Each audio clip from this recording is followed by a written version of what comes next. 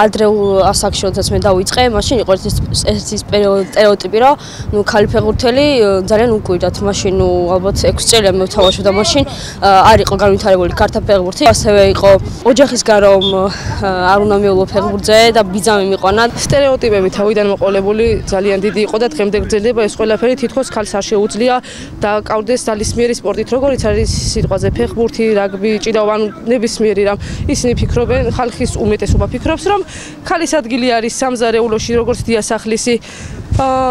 სამწუხაროდ ეს მგონია რომ არასდროს არ მოიშლიან ამ სტერეოტიპს და ყოველთვის იქნება, მაგრამ დროის გასვლის მერე მგონია რომ შემცირდება ცოტათი მაინც და ხელს შეუწყობენ, იმიტომ რომ ძალიან ბევრი გოგოა, რომელსაც უნდა სპორტით დაკავება, მაგრამ მშობლები, ნათესავები, საზოგადოება ეუბნებიან რომ არა, გოგო საქმე არ არის და ისინიც გულს იცრუებენ, ხელს არ უწყობენ და ბევრი ძალიან დიდი ტალანტი იკარგება ამის გამო. ქვეყანაში რომ გამოწვევად რჩება ოჯახში და ქალთა მიმართ ძალადობა, ეკონომიკური ბარიერები, კარიერული წინსვლის სირთულეები, სტერეოტიპების წინააღმდეგ ბრძოლა და ქალთა სამართლებრივი დაცვის სერვისებზე ხელმისაწვდომობის გაუმჯობესება, ამაზე საუბრობენ რიგითი მოქალაქეებიც.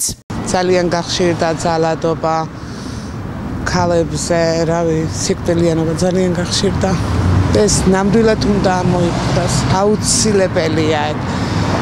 ადამიანს არ უნდა ჰქონდეს შიში ყოველი დილის გათენების. ვაი თუ გაათენებს თუ არა. თვითონ სტერეოტიპები რა გხდება უფრო ხშირად საზოგადოებაში? ქალი სამზარეულოში, ქალი ვიცი კუხნაში. სტერეოტიპები ძირითადად ჩვენთან უფრო გაუბედაობის, გნებავთ ოჯახის შექმნამდეც. ეს ჩემს თაობაში ასე იყო. მაგრამ ეხლა უფრო არა, ეხლანდელი ახალგაზრდობა გამბედავია, იციან როგორ მოიქცნენ, რა უნდათ, მიზანიც უფრო მეტად დასახული აქვთ. ჩვენ უფრო ეგრე ძალიან მიზანდასახულები არ ვიყავით. ეხლა უფრო სხვანაირად არის. სტერეოტიპი იმის შესახებ, რომ ქალის ადგილი არ არის პოლიტიკაში, თუმცა რა თქმა უნდა ასე არ არის. მთელი მსოფლიოს მასშტაბით ვიცით არაერთი პოლიტიკოსი ქალი, რომელიც მედგრად დგას თავისი ვალდებულებების წინაშე და პირნათლად ასრულებს მის მოვალეობას. ქალმა ყველა კიევად უნდა იმუშაოს, როგორც თვითონ უნდა. იცი თავისუფალია, როგორც მამაკაცი.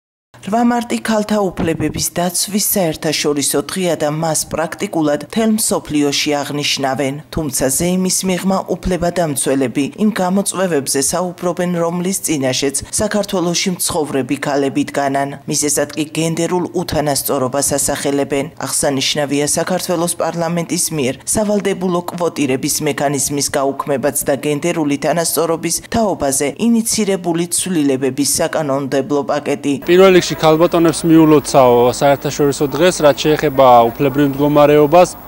სამწუხაროდ ბოლოს განხორციელებული საკანონმდებლო ცვლილებები, მათ შორის გენდერის ტერმინის ამოღება სხვადასხვა საკანონმდებლო აქტიდან მიანიშნებს იმაზე, რომ ქალთა უფლებრივი მდგომარეობა, ისედაც რთული უფლებრივი მდგომარეობა, ისედაც გართულდება.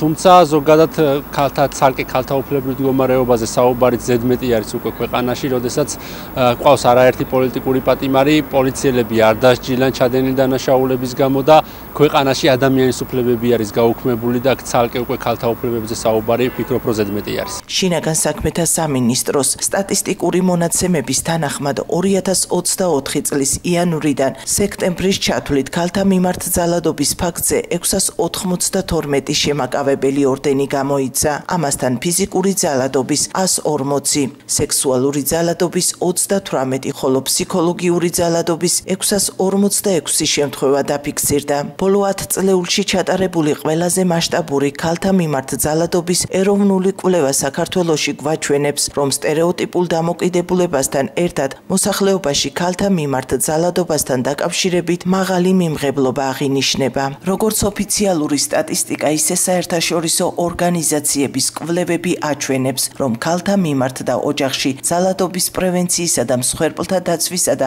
რეაბილიტაციისთვის ქვეყანაში ჯერ კიდევ ბევრია სამუშაო, როგორც ცნობიერების ამაღლების, ისე არსებული კანონმდებლობის აღსრულების კუთხით.